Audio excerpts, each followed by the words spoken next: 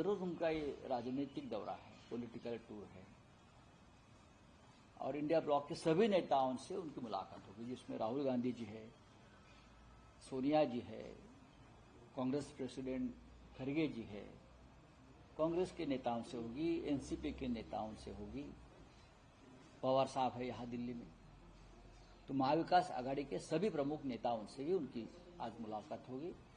हम ये चाहते हैं कि जल्द से जल्द महाराष्ट्र में विधानसभा इलेक्शन जो आ रहा है उनकी सीट शेयरिंग हो जाए और बहुत ही शांतिपूर्ण तरीके से हो जाए, और हमें विश्वास है जैसे लोकसभा में ये हुआ वैसे ये हो जाएगा।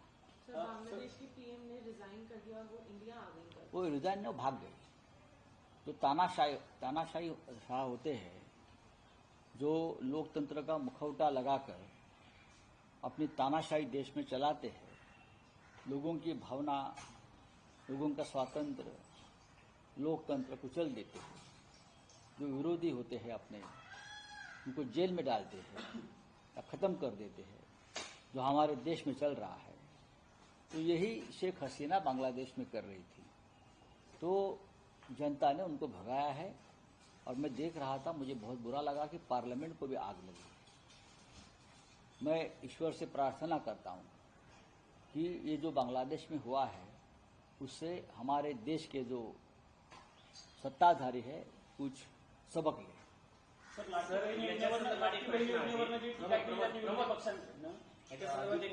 बांग्लादेशमध्ये आरक्षणाचा प्रश्न होता, मणिपूरमध्ये आरक्षणाचा प्रश्न. आरक्षणाचा प्रश्न हे निमित्त आहे. बांग्लादेशमध्ये आरक्षणाचा प्रश्न आहे निमित्त आहे, पण लोकांमध्ये, तिकडल्या जनतेमध्ये अनरेस्ट होती, असंतोष होता सत्ताधाऱ्यांविरुद्ध, आणि सत्ताधारी जनतेच्या संतप्त लोकभावनेची दखल घेत नव्हते. त्यातून झालेला स्फोट आहे. Thank you very much. ते रक्तबंबाळ झालेले आहे. चला, थँक्यू व्हेरी मच. बोलिए.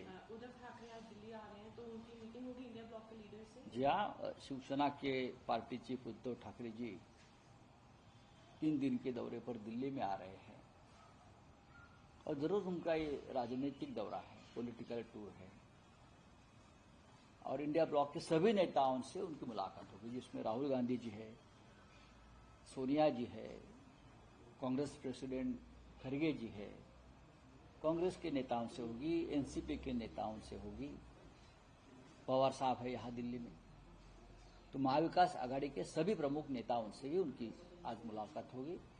हम ये चाहते हैं कि जल्द से जल्द महाराष्ट्र में विधानसभा इलेक्शन जो आ रहा है उनकी सीट शेयरिंग हो जाए और बहुत ही शांतिपूर्ण तरीके से हो जाए, और हमें विश्वास है जैसे लोकसभा में ये हुआ वैसे ये हो जाएगा।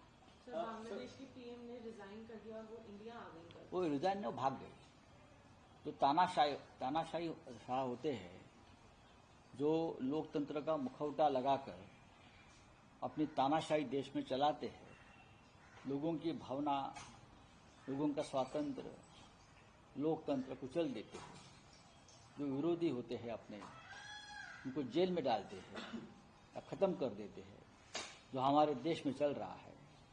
तो यही शेख हसीना बांग्लादेश में कर रही थी, तो जनता ने उनको भगाया है। और मैं देख रहा था, मुझे बहुत बुरा लगा कि पार्लियामेंट को भी आग लगी। मैं ईश्वर से प्रार्थना करता हूं कि ये जो बांग्लादेश में हुआ है उससे हमारे देश के जो सत्ताधारी है कुछ सबक ले.